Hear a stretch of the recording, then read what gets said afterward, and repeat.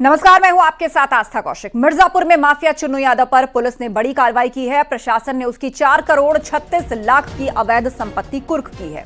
चुन्नू यादव पर history sheeter जो कि हत्या, जबरन वसूली, बलवा करने का आरोप है। अलग अलग थाना क्षेत्रों में 1 दर्जन से ज्यादा इस पर मुकदमे दर्ज हैं। और आरोप के मुताबिक जून 2022 में चुन्नू यादव ने गैंग के साथ गोलू पंडित नामक शख्स की पीट कर हत्या कर दी थी।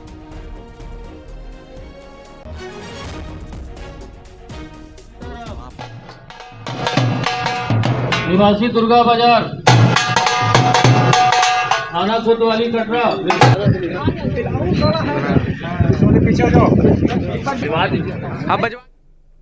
आजमगढ़ में अवैध कब्जे पर बुलडोजर एक्शन हुआ है। शहर के गुरु टोला मोहल्ले के लाल डिग्गी में कार्रवाई हुई है। आरोप के मुताबिक लोगों ने सरकारी जमीन पर घर बना रखा था, जिसे प्रशासन ने तोड़ दिया।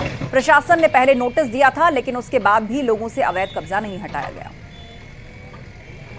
आज एक्सेल साहब जो हमारे बालखंड में, उनके नेतृत्व में, और ये बालखंड की जमीन है, उसे वहां हटवाया जाना था। शासन के निर्देश भी है, माननीय आयुक्त महोदय द्वारा भी इसमें आदेश पारित किया गया है। उनके द्वारा जो बालखंड की सरकारी जमीन थी उसको अवैध कब्जा बना के ये लोग काबिज थे, उन्हें हटवाया गया है। अब इसके बारे में मुझे ज्यादा जानकारी नहीं है, लेकिन ये बताते हैं कि काफी समय से यहाँ थे, लेकिन इनका कोई ऐसा कोई पक्का कब्जा या कोई ऐसे कागज इनके पास नहीं थे जिनसे इनका स्वामित्व सिद्ध होता हो। ये निश्चित रूप से सरकारी जमीन में 3 दिन पहले चिन्हित कर दिया गया था, और चिन्हित करने के पश्चात उन्हें नोटिस भी दिलवा दिए गए थे, और आज उसी के क्रम में हम लोगों ने यहाँ पे एनक्रोचमेंट हटवाया है। लगभग आप देख रहे हैं 4 या 5 के करीब। और लखनऊ से बड़ी खबर, एसपी सांसद बाबू सिंह कुशवाहा पर एक्शन हुआ है। ईडी ने करोड़ों की जमीन जब्त की है।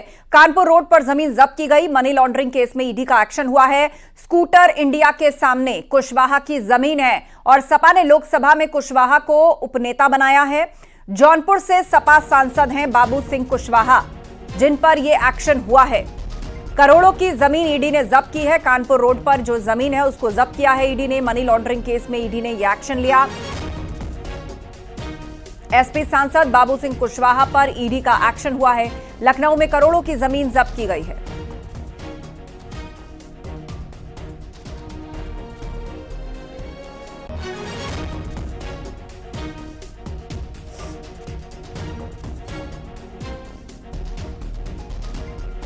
कुशीनगर में शिव भक्तों पर हमला। शिव भक्तों पर अराजक तत्वों ने हमला किया है। ट्रैक्टर ट्रॉली पर सवार होकर जा रहे थे सभी शिव भक्त, और महाराजगंज के इटहिया मंदिर जा रहे थे शिव भक्त। पुलिस ने 3 लोगों को गिरफ्तार किया है। खड्डा थाने के सिसवा गोपाल के पास मारपीट की घटना हुई है। तो खड्डा थाने के सिसवा गोपाल के पास यह मारपीट हुई है।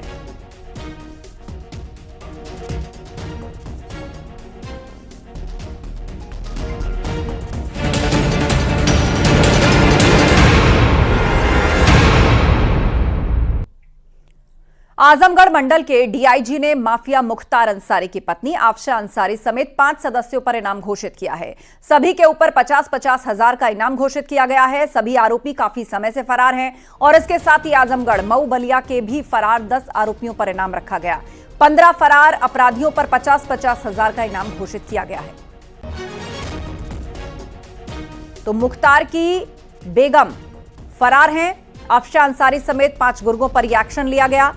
फरार आरोपियों पर अब 50-50 हजार का इनाम है। कुल 15 आरोपी। डीआईजी वैभव कृष्ण ने आरोपियों पर इनाम रखा है। इस रकम को बढ़ा दिया गया है। अब 50 हजार का इनाम घोषित किया गया है।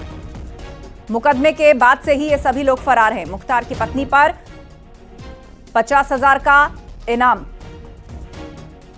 जनपद मऊ के गंभीर प्रकृति के अपराधों में संलिप्त अपराधों में विभिन्न अवधि में फरार चल रहे 5 अपराधियों पर 50-50 हजार का इनाम घोषित किया गया है। इनमें नंबर 1 आफशा अंसारी, पत्नी मुख्तार अंसारी, निवासी दर्जी मोहल्ला यूसुफपुर। दलित व्यक्ति की जमीन कब्जा करने के मामले में करीब 2 साल से अधिक समय से फरार चल रही माफिया मुख्तार अंसारी की पत्नी आफशा अंसारी की मुश्किलें बढ़ गई हैं। आजमगढ़ डीआईजी वैभव कृष्णम ने माफिया मुख्तार अंसारी की पत्नी आफशा अंसारी पर 50,000 रुपए का रिवार्ड घोषित कर दिया गया है। इनके साथ ही आजमगढ़ मऊ बलिया के कुल 15 अपराधियों के विरुद्ध 50-50 हजार रुपए का रिवार्ड घोषित कर इनकी गिरफ्तारी के लिए 3 टीमों का गठन कर दिया गया है, जो इनके संभावित ठिकानों पर दबिश दे रही हैं। बता दें कि करीब 2021 में आफशा अंसारी के खिलाफ जनपद मऊ में एक दलित व्यक्ति की जमीन कब्जा करने के मामले में FIR दर्ज हुआ था, जिसके बाद से वो लगातार फरार चल रही हैं। यूपी में लाया गया नजूल संपत्ति विधेयक विधानसभा से पास तो हुआ, लेकिन कुछ आपत्तियों की वजह से विधान परिषद में अटक गया है।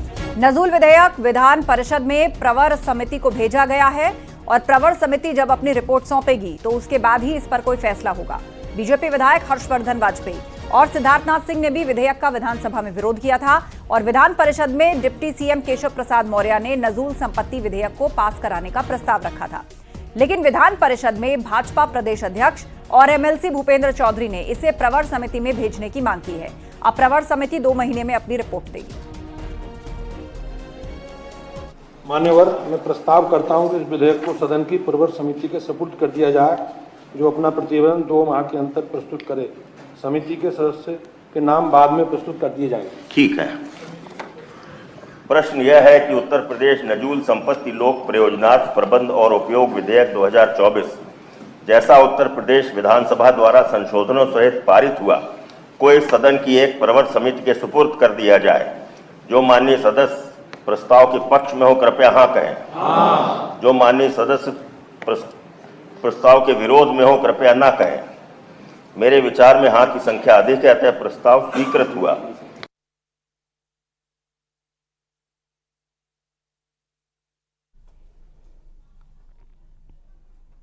धर्म संपरिवर्तन प्रतिषेध संशोधन विधेयक 2024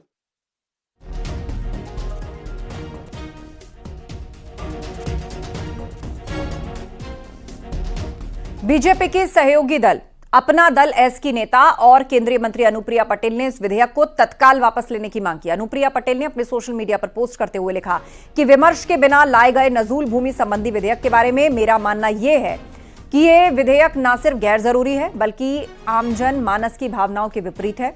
यूपी सरकार ने इस विधेयक को तत्काल वापस लेना चाहिए और इस मामले में जिन अधिकारियों ने गुमराह किया है उनके खिलाफ सख्त कार्रवाई होनी चाहिए।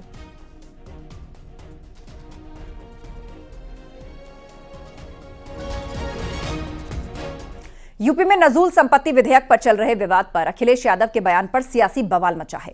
आरएलडी सांसद राजकुमार सांगवान का बयान आया। उन्होंने कहा अगर कोई कमी रह गई होगी तो उसे दुरुस्त किया जाएगा। रही बात विपक्ष की, तो विपक्ष का काम आलोचना करना है, इसके अलावा विपक्ष और क्या कर सकता है। कभी ये नहीं चाहती, वो तो योगी जी की सरकार है और योगी जी के रहते कोई चीजें संपत्तियां हड़प ले जाएं, ये तो संभव नहीं है। ये तो पूरा देश जानता है उनके बारे में।